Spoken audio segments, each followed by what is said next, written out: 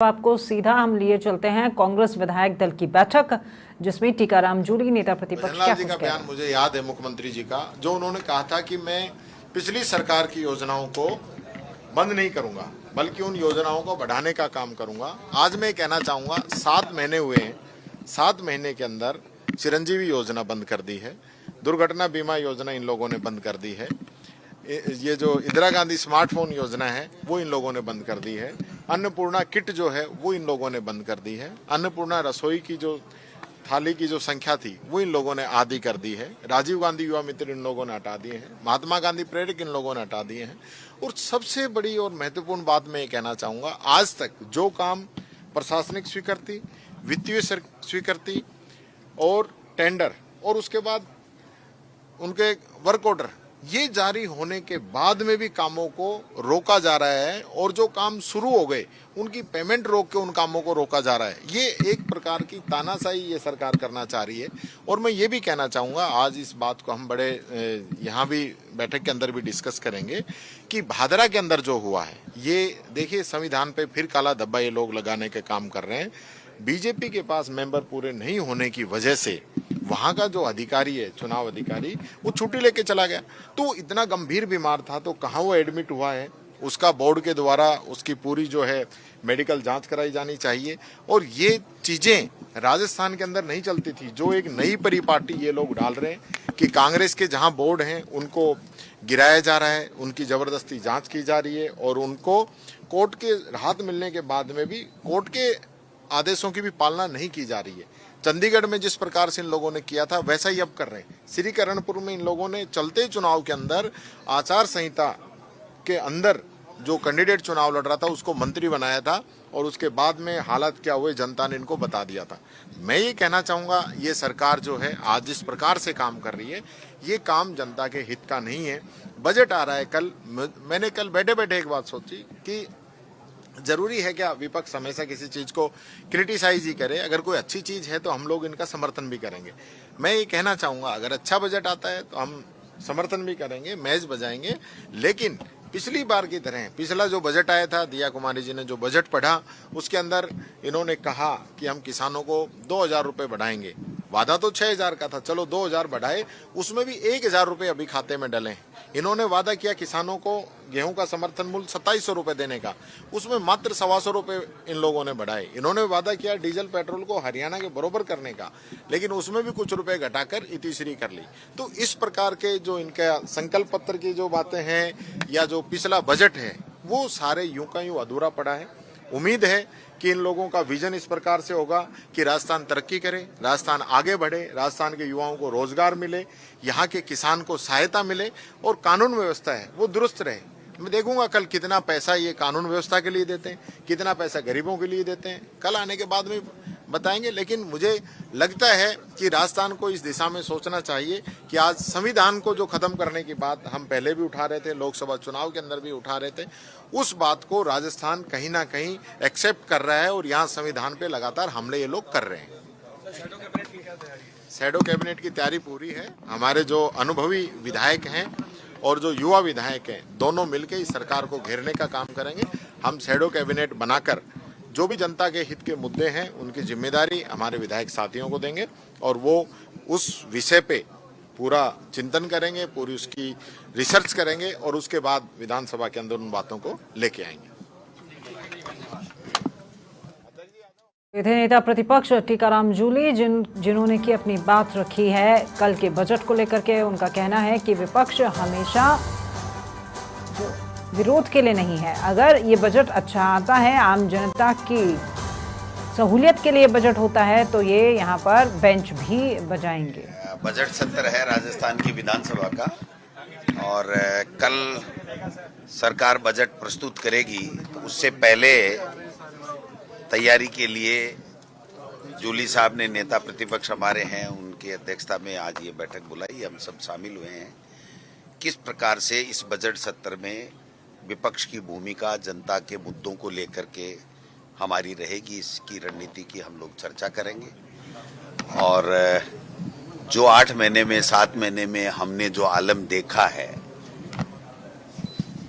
जो पर्चियों के अलावा कोई फैसले हो नहीं रहे हैं, कोई खुद का विजन नहीं है, खुद की योजना नहीं है, और जो पहले इन्होंने अंतरिम बजट पेश किया उसकी क्रियान्विति का कोई रोड मैप नहीं है। 100 दिन की कार्य योजना बनाने वाले लोग आज आप देख सकते हैं कि 200 दिन के लगभग हो गए, वो 100 दिन की कार्य योजना इनकी बनी नहीं है। आपस में सरकार में सामंजस्य नहीं है, ब्यूरोक्रेसी हावी है। एमएलए मंत्रियों को पूछो कि हमारी चलती नहीं है, मंत्रियों के ऐसे उनके मुताबिक लगे नहीं हैं। जो मंत्रियों के ऐसे लगे हैं वो मंत्रियों की जासूसी कर रहे हैं और दिल्ली या ब्यूरोक्रेसी के सुप्रीमो को रिपोर्ट कर रहे हैं कि ये फाइल आई है, ये इधर जा रही है, ये उधर जा रही है, मंत्री इस पे ये देख रहा है, ये पूछ रहा है, ये कर रहा है। तो ये तो प्रजातंत्र का घोर अपमान है, प्रजातंत्र की हत्या है। मंत्री स्वतंत्र होना चाहिए अपने विभाग का काम करने के लिए, लेकिन मंत्री तो इस्तीफा लिए घूम रहे हैं। अब आप देखो कितनी हास्यास्पद भी है और शर्मनाक बात भी है और अपमानजनक भी है कि एक कैबिनेट का मंत्री 1 महीने पहले इस्तीफा देता है और उस इस्तीफे का ऐलान 20-25 दिन बाद में करता है, और 10 दिन के लगभग हो जाने के बाद में, अनाउंसमेंट के 10 दिन के बाद में भी आज की तारीख तक वो मंत्री है या नहीं है, उसका इस्तीफा स्वीकार हुआ या नहीं हुआ। तो इससे बड़ी और विडंबना क्या हो सकती है? आप बताइए कि कृषि संबंधी जितने भी इस बजट के अंदर प्रस्ताव शामिल किए गए हैं, क्या किरोड़ी लाल मीणा जी की नॉलेज में है? क्या उनसे अधिकारियों ने चर्चा की है? क्या उनका विजन लिया गया है?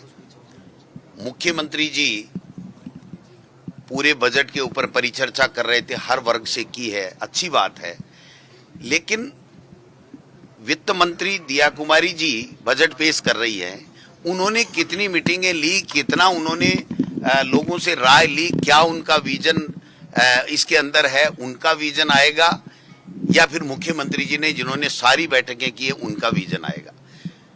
बजट एक ही जो बजट पढ़ने वाला वित्त मंत्री होता है वो ही बनाता है, वो ही वहां पर वाचन करता है। तो मैं समझता हूं कि ये बहुत ही एक तरीके से एक नई परंपरा की ये शुरुआत कर रहे हैं कि पढ़ेगा कोई, बनाएगा कोई, और फिर उसकी परिणति या उसका जो फील्ड के अंदर उसको कैसे उतार पाएंगे उस बजट को, ये बहुत ही सोचनीय प्रश्न है।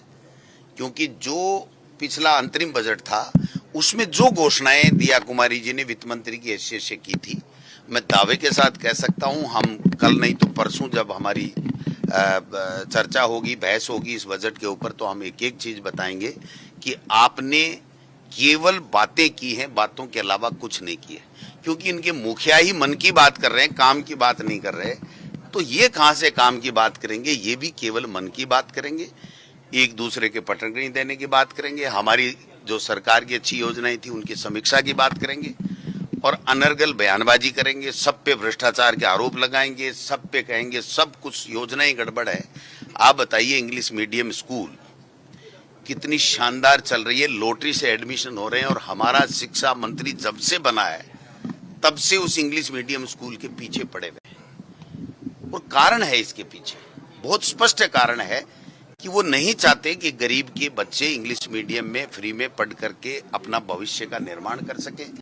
उनकी जो आरएसएस का एनजीओ है विद्या भारती, वो विद्या भारती की जितने भी स्कूलें हैं वो पिछले 5-10 साल में बंद हो गई है, क्योंकि वहां पर पढ़ाई से ज्यादा आरएसएस की जो विचारधारा है उसको ज्यादा बच्चों में थोपने का काम किया जा रहा था। लोग समझ गए, और लोग कहते हैं कि हमें ग्लोबलाइजेशन के इस युग में इंग्लिश मीडियम में पढ़ाना है, तो उनको वापस कैसे बंद करें, इस दिशा के अंदर ये लोग बाग काम कर रहे हैं।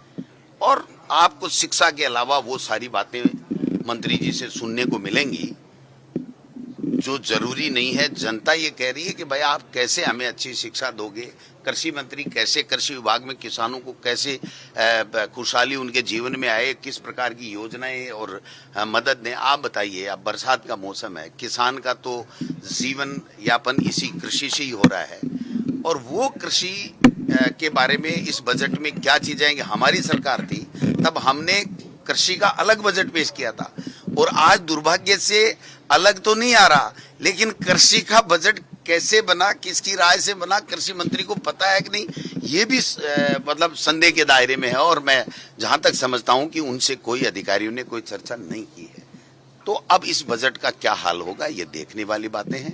आज हम सब लोग चर्चा करेंगे, सदन के अंदर इनको घेरने का काम करेंगे, इनकी नाक में नकेल डालेंगे कि जनता के लिए आप चुन करके आए हो, जनता ने आपको आशीर्वाद देके सरकार में दिया है, तो आप हमको, कांग्रेस को गाली देना बंद करो और आप अपना विजन पेश करो और लोगों के कैसे अच्छे काम हो, कैसे यहाँ का विकास हो, कैसे उनके जीवन में खुशहाली हो, इस प्रकार की योजनाएं बना करके इम्प्लीमेंट इस प्रदेश में करो। पता नहीं भाई सार, तो वो तो जो पुलिस को करना है वो काम करेगी।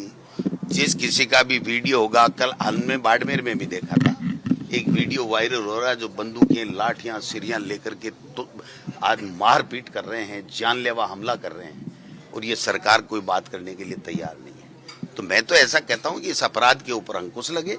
कोई भी व्यक्ति अगर कोई प्रथम सूचना रिपोर्ट देता है तो उसके ऊपर कार्रवाई हो, उसकी जांच हो, तहकीकात में हो। अगर वो अपराधी है तो जेल के सलाखों के पीछे हो, कानून सम्मत उसके खिलाफ कार्रवाई होनी चाहिए। लेकिन इनके अंदर इतना नहीं है। ये तो केवल और केवल, चाहे मुख्यमंत्री जी से बुलवा लो, चाहे किसी मंत्री से बुलवा लो, सारे के सारे दबी जबान में तो ये कहते हैं कि हमारी चलती नहीं है, अफसर हावी है, अफसरशाही हावी। आपने देखा होगा दूदू में उप मुख्यमंत्री बना रखा है उनको, प्रेमचंद बैरवा जी को, और वहां पर कह रहे हैं कि एसडीओ, बीडीओ, तहसीलदार, जनप्रतिनिधि, चुने हुए जनप्रतिनिधि सरपंचों की मानते नहीं, और 12-12, 13-13 ने एक साथ इस्तीफे दे दिए। शर्म से डूब के मर जाना चाहिए ऐसे व्यक्तियों को कि उप मुख्यमंत्री का पद देने के बावजूद भी अगर उसकी खुद की होम पंचायत समिति में अगर बीडीओ उनकी नहीं मानता तो वो किस बात के उप मुख्यमंत्री हैं? वो क्या जनता को राहत दे पाएंगे? मेरी समझ से अजमेर हाईवे पे जाम लगता है, उप मुख्यमंत्री कहते हैं मैं परिवहन मंत्री हूं, लेकिन एनएचआई के अधिकारी मेरी नहीं सुन रहे, मैंने जाम से निजात दिलाई। एनएचआई नहीं, ट्रांसपोर्ट के भी नहीं सुन रहे।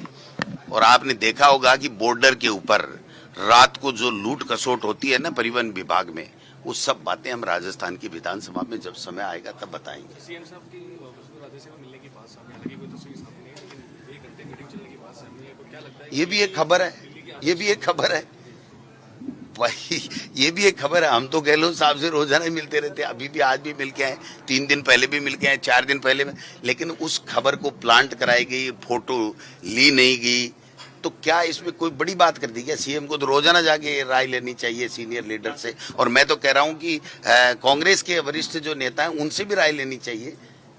वो तो केवल ब्यूरोक्रेसी ने घेर रखा है उनको, उनके खुद के बस की बात है ही नहीं वो। Thank you.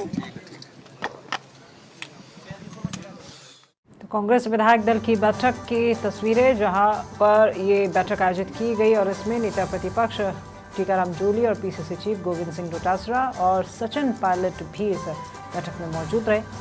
प्रदेश प्रभारी हैं सुखजिंदर सिंह रंधावा, जो कि इस बैठक में भाग लेने के लिए खासतौर पर जयपुर आए।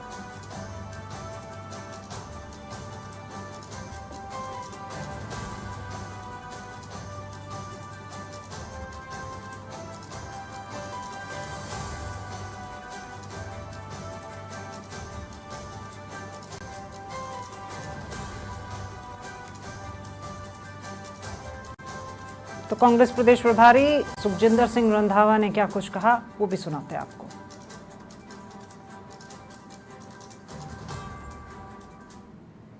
पूरी तैयारी होगी, वो तो दूसरे राज्यों के इलेक्शंस के बारे में जो वहाँ के प्रभारी है वो बताएंगे। पर मैं एक बात आपको बताना चाहता हूँ कि जो उपचुनाव आएंगे, जो हम कांग्रेस वाले जीत कर गए हैं, हम अपनी सीटों पर जीत कर वापस आएंगे। गठबंधन की बात चल रही है उपचुनाव में, गठबंधन तो रहेगा, गठबंधन जो अगर वहाँ है तो नीचे भी गठबंधन रहेगा, वो नहीं टूटेगा।